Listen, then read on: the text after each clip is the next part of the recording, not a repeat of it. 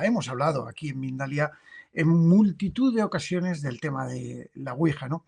Y la mejor forma de hacerlo, pese a que vayamos a tocar cosas un poquito diferentes que en cada uno de los programas, yo creo que se necesitaría mucho tiempo y pese a que nuestro tiempo es comedido y lo tenemos muy milimetrado, pues hace falta mucho tiempo para introducirnos en un tema tan sumamente complejo.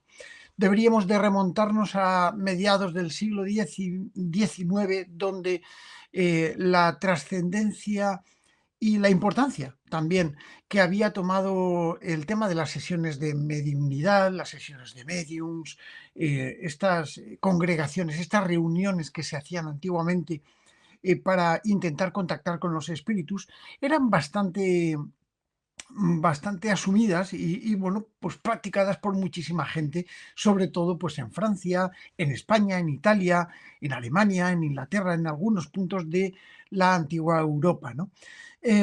Pero si bien es cierto, había una especie de tendencia, yo creo que a intentar contactar con el mundo de los muertos. Esto es algo que dio pie, lógicamente, con el tema de las mesas parlantes incluso, ¿no?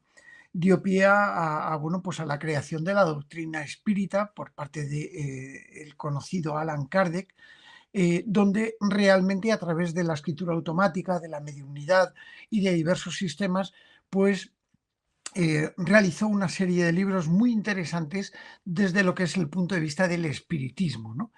Pero, ¿qué hay de realidad en todo esto? La Ouija se creó, yo creo que intentando llevar a cabo lo que es una posible comunicación con algo que no se sabía bien.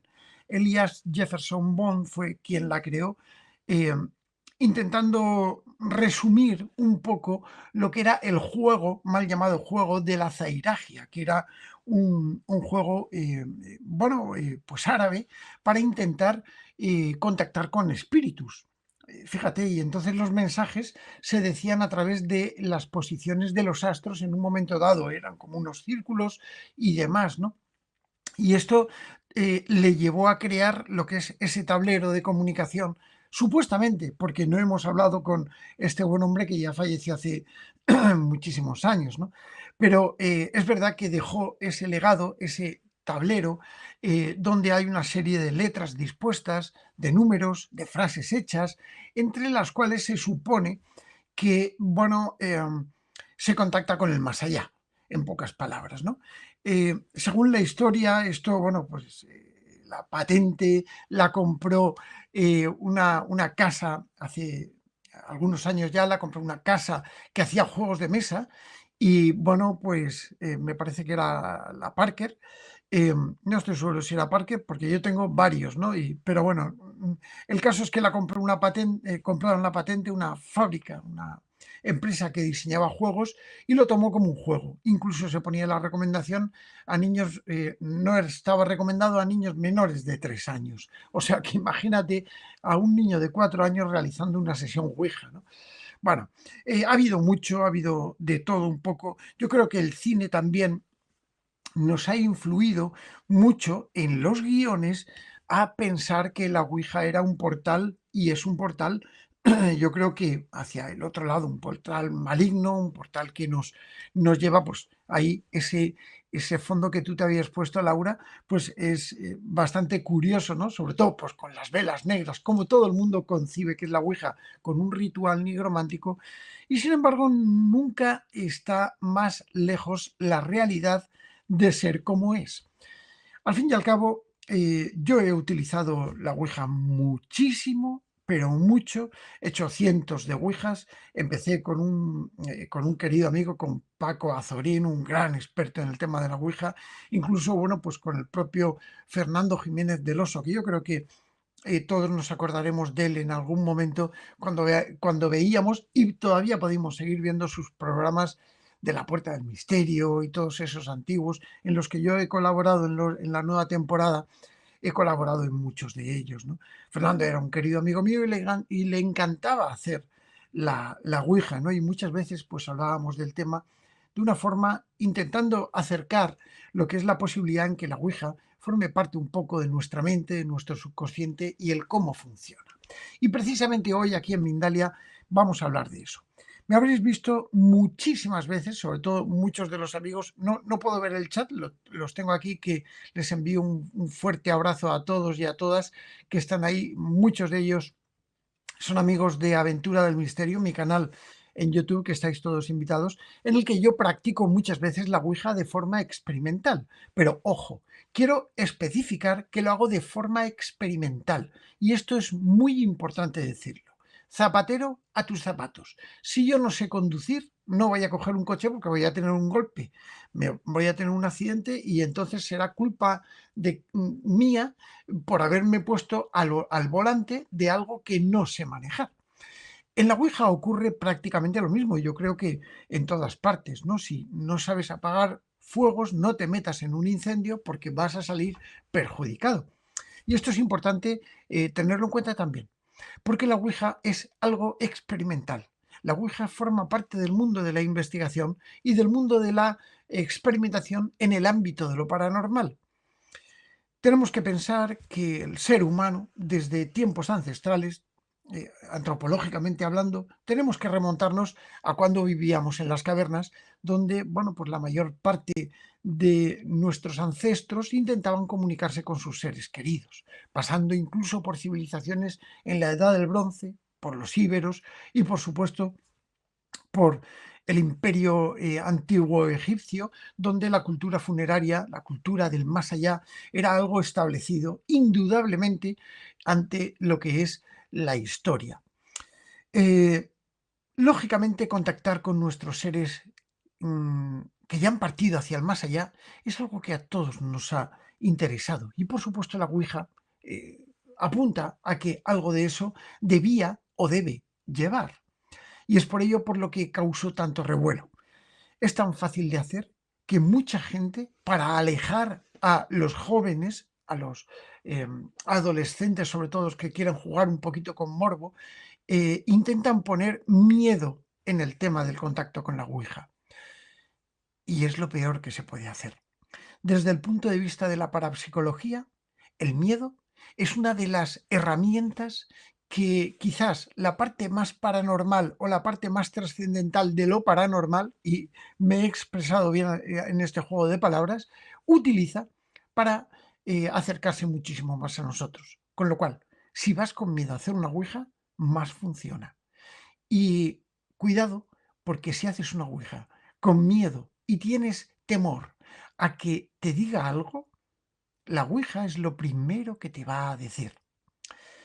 No se puede jugar con este tipo de cosas porque no sabemos realmente hasta qué punto inciden en nuestra mente, en nuestra parte subconsciente e incluso, pues, en lo que podríamos decir que perturba nuestra vida. Voy a poner un pequeño ejemplo, precisamente lo publicamos ayer en una aventura del misterio. Nuestra compañera Carol, eh, bueno, pues es una persona que tiene mucha sensitividad eh, eh, y de algún modo se acercó a la investigación con el tema de la Ouija. Ella no había hecho una Ouija prácticamente nunca, ¿no?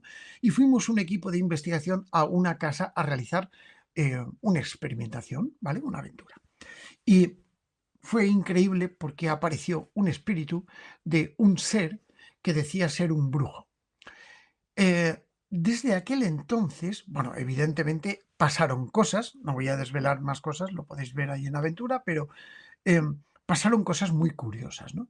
Entre ellas que cuando nosotros estamos allí, Carol sufre una mimofonía. Esto significa que una voz de tipo paranormal se acerca a ella, sustituye sus palabras y habla a través de su boca. Primero lo hace con una voz de mujer o de niña que no era de Carol y segundo la hace con la voz de un hombre. Y se puede distinguir con perfección absoluta. ¿Por qué se produce esto? Quizá el influjo de lo que a nosotros podría llegar a darnos a entender lo que comprendemos como una posesión sería el acercamiento, una influencia, una inducción. Y cuando esto se produce, cuando tú estás haciendo una ouija, empiezan a pasar cosas. En este caso, con Carol empezaron a dar eh, botes, empezó a dar botes el vaso donde se hace la ouija. Antiguamente la ouija se llamaba también vasografía, porque se ponía un vasito y bueno, pues aquello iba moviéndose, ¿no? Eh, pero el vaso empieza a dar saltos y empieza a dar saltos importantes hasta el punto en el que cuando yo estoy poniendo el dedo, pues el vaso incluso se levanta. Yo no creo que haya que explicar cómo funciona una ouija, porque yo creo que todos nuestros amigos que están aquí en Mindalia sabrán perfectamente cómo funciona. Al fin y al cabo, es un tablero con letras y con números, con un vaso o un aro que se llama máster, se pone el dedo y, bueno, pues entre los participantes la ouija va formando mensajes, ¿no? Estos mensajes eran bastante curiosos, los que salían del brujo este, ¿no? En el caso de esta aventura, ¿no? El caso es que no teníamos una explicación, pero desde aquel momento Carol empieza a tener una magnificación de fenómenos paranormales en su casa, una amplificación, un factor fundamental que, bueno, los parapsicólogos lo tenemos en cuenta cuando se detonan los famosos poltergeist. ¿Por qué se produce esto? Lo podéis ver en la última que hemos subido, lo que le pasa, que tiene incluso movimientos psicocinéticos que le hacen, sobre todo, preocuparse muchísimo de su propia seguridad, hasta el punto en el que está muy asustada. La ouija produce estas cosas. La ouija produce una interacción que es imposible no tener en cuenta, porque esa interacción tiene que ver con nuestro entorno personal, con nuestra forma de, eh, de vivir, con nuestra vida propia, en nuestra casa.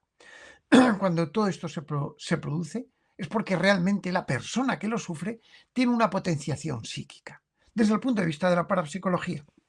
Y por eso tenemos que llevar mucho cuidado con la ouija. No porque se nos vaya a coger un brujo o un espíritu o lo que sea. Las personas amplifican su potencialidad psíquica y por supuesto que puede haber una especie de, bueno, pues seguimiento por parte de esa posible entidad.